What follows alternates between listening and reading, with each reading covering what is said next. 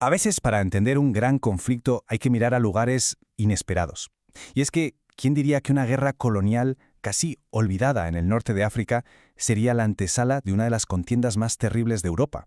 Pues hoy vamos a ver justo eso, cómo esa guerra sentó las bases para la Guerra Civil Española. 12.000.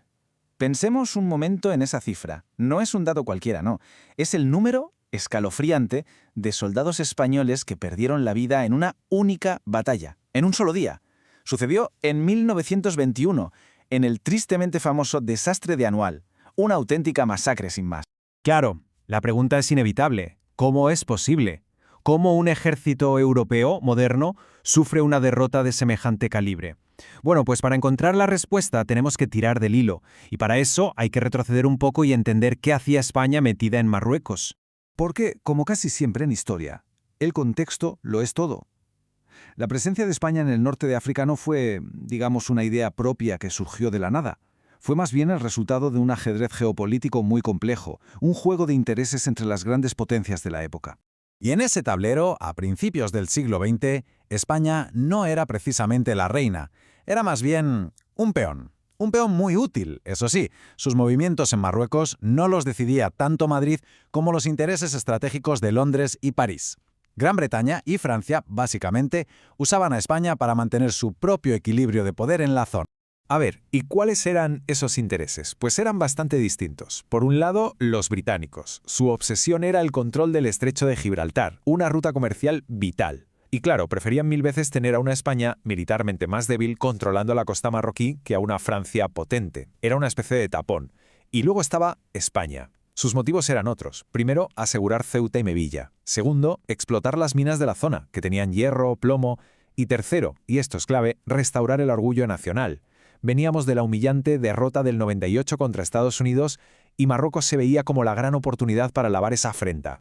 Total, que en 1912 se firma el acuerdo y se hace el reparto oficial. Y a España, pues le toca el premio. La peor parte, vaya. Una zona montañosa, súper difícil de controlar y habitada por tribus muy aguerridas que, lógicamente, no tenían la más mínima intención de dejarse dominar. Así que esa supuesta oportunidad de redención era en realidad un auténtico avispero. Y como era de esperar, ese avispero acabó en guerra. Una guerra larguísima y brutal. Pero lo importante no es solo las miles de vidas que se perdieron, sino lo que se creó allí. Esa guerra forjó a un nuevo tipo de militar español, con una mentalidad muy particular, moldeada a base de sangre y fuego en el campo de batalla africano. Y la cosa se puso fea muy rápido. Ya en 1909 hubo ataques muy serios que causaron unas 1000 bajas, y eso provocó una revuelta social terrible en Barcelona, la Semana Trágica. Después del Tratado de 1912, la guerra se enquistó. Se convirtió en un pozo sin fondo de dinero y, sobre todo, de vidas. La situación era tan desesperada que en 1920 se tomó una decisión drástica. Esa decisión fue crear la Legión, y la Legión era el reflejo perfecto de la brutalidad y la desesperación de esa guerra. Al frente, figuras como Millán Astray y un por entonces comandante llamado Francisco Franco. Su filosofía, la exaltación de la fuerza bruta, del sufrimiento, de la valentía y un desprecio absoluto por la vida, tanto la ajena como la propia. Era, en fin, la máquina de guerra perfecta para un conflicto que no daba ni pedía cuartel. Pero ojo, que ni siquiera una unidad de élite como la Legión pudo evitar el desastre. Y el desastre de Anual en 1921 fue mucho más que una derrota militar. Fue un auténtico terremoto político, uno que sacudió los cimientos del país y que de hecho cambió el rumbo de la historia de España para siempre. Es como ver caer las fichas de un dominó, una detrás de otra. Primero, la derrota humillante en Anual. Esto, lógicamente, provoca una crisis política brutal en Madrid.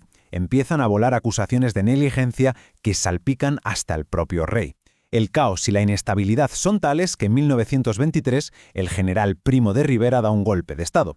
Y una de sus grandes justificaciones, precisamente el desastre de Marruecos. Y así, la frágil democracia española de la época murió. Y aquí viene lo más importante. Los oficiales que se curtieron en esa guerra, los que se conocían como los africanistas, no se evaporaron. Nombres que luego nos sonarán mucho. Francisco Franco, José Sanjurjo, Emilio Mola, todos ellos hicieron su carrera y sobre todo forjaron su manera de ver el mundo en Marruecos. Y estos mismos hombres serían, años más tarde, los que liderarían el golpe de Estado de 1936. Esta frase de verdad lo clava.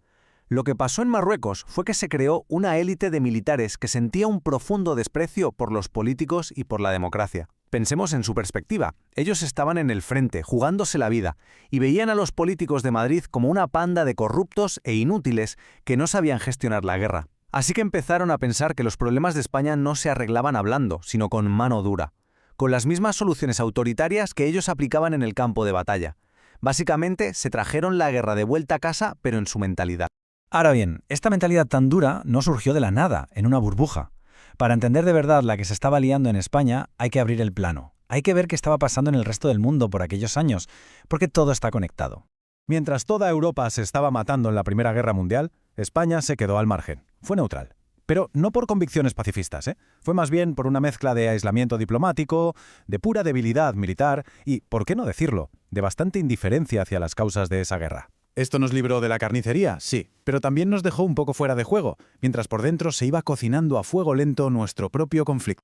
Y de repente, ¡boom! En 1917 estalla la Revolución Rusa y lo cambia absolutamente todo. Es fascinante pensarlo. Al mismo tiempo que en Marruecos se estaba forjando esa ideología militarista, autoritaria, de derechas, en Rusia surgía un modelo radicalmente opuesto. La revolución se convirtió en un faro para los sindicatos y los partidos de izquierda en España. Les ofreció un modelo, una esperanza de justicia social y de poder para la clase trabajadora. El resultado, la agitación social se disparó, las huelgas se multiplicaron, el país se polarizó de una forma extrema. Teníamos los dos polos, listos para chocar. El escenario para la colisión era perfecto. Y con esto llegamos un poco al final del recorrido. Si lo miramos con perspectiva, queda bastante claro que el camino hacia la guerra civil no empezó de repente en 1936. Empezó mucho antes, en las montañas secas y polvorientas de Marruecos. Aquella fue una guerra de la que España no solo importó soldados heridos o muertos, importó algo mucho más peligroso, una mentalidad de violencia, de autoritarismo. Así que la pregunta final es inevitable, ¿no?